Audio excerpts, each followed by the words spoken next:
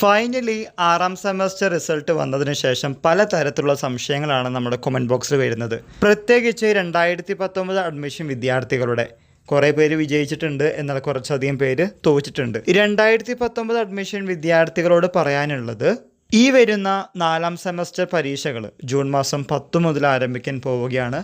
അതുവരേക്കാണ് നിങ്ങൾക്ക് regular supplementary improvement പരീക്ഷകൾ എഴുതാൻ സാധിക്കൂ 2019 അഡ്മിഷൻ വിദ്യാർത്ഥികളുടെ. പിന്നീടുള്ള സെമസ്റ്റർ പരീക്ഷകൾ, അതായത് 1, 2, 3, 5, 6 സെമസ്റ്റർ പരീക്ഷകളിൽ സപ്ലിമെൻ്ററി ഉണ്ടെങ്കിൽ എന്തു ചെയ്യുമെന്ന് പലരും ചോദിച്ചിരുന്നു. ഇതിനെക്കുറിച്ച് സ്റ്റുഡൻറ്റ് ഡിജിറ്റൽ സെൻറ്റർ ഇപ്പോൾ സുവേഗയോടൊക്കെ ചോദിച്ചാൽ പറയാൻ സാധിച്ചത്, ജൂൺ മാസത്തിൽ നടക്കാൻ പോകുന്ന 4ാം സെമസ്റ്ററിന് ശേഷം 1, 2, 3, 5, 6 സെമസ്റ്റർ പരീക്ഷകൾ ഇനി 2019 അഡ്മിഷൻ വിദ്യാർത്ഥികൾക്ക് റെഗുലർ വിദ്യാർത്ഥികളോടൊപ്പം സപ്ലിമെൻ്ററി പരീക്ഷകൾ എഴുതാൻ സാധിക്കില്ല.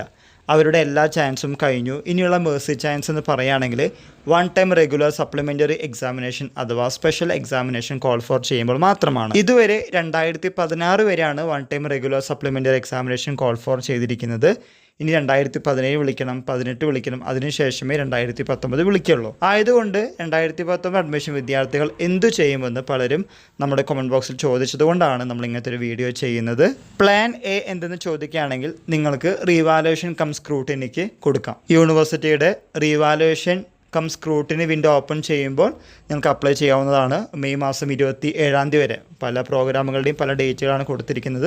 ഇതിനെപ്പറ്റി ഓൾറെഡി നമ്മളൊരു വീഡിയോ ചെയ്തിട്ടുണ്ട്, കാണാത്തവരുടെയും കാണാൻ ശ്രമിക്കുക. അങ്ങനെ നിങ്ങൾക്ക് എന്ത് ചെയ്യാം, മാർക്ക് കൂടാനും ജയിക്കാനുള്ള ഒരു സാധ്യതയുണ്ട്.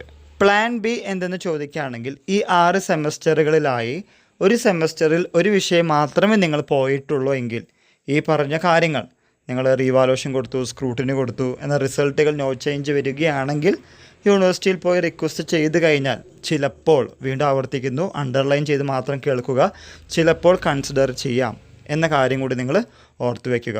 പ്ലാൻ സി നമ്മൾ നേരത്തെ പറഞ്ഞതുപോലെ 1 ടൈം റെഗുലർ സപ്ലിമെൻ്ററി എക്സാമിനേഷൻ മാത്രമേ ഉള്ളൂ. ഈ കാര്യങ്ങൾ നിങ്ങൾ മുൻകൂട്ടി മനസ്സിലാക്കി വേണ്ട മുൻകരുതലുകളുമായി മുന്നോട്ട് പോവുക, അല്ലെങ്കിൽ നമ്മുടെ ഭാവി അവതാളത്തിലാവും. കാരണം 2016 വരെയാണ് 1 ടൈം റെഗുലർ സപ്ലിമെൻ്ററി എക്സാമിനേഷന് കോൾ ഫോർ ചെയ്തിട്ടുള്ളൂ.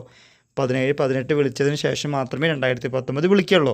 അത് റെഗുലറായിട്ട് വിളിക്കുന്നൊരു കാര്യമല്ല. ചിലപ്പോൾ അത് കൂടാം കുറയാം, അതായത് ടൈം ഗ്യാപ്പ് 900-നടുത്ത് നിങ്ങൾക്ക് റീവാലുവേഷൻ കം സ്ക്രൂട്ടിനി കൊടുക്കുമ്പോൾ പോവും ഒരു വിഷയത്തിന്. ഇതൊക്കെ എനിക്കും അറിയാം, പക്ഷെ പല വിദ്യാർത്ഥികളും ചോദിച്ചതുകൊണ്ട് നമുക്ക് അറിയാവുന്ന ചില അറിവുകൾ പങ്കുവച്ചതാണ്.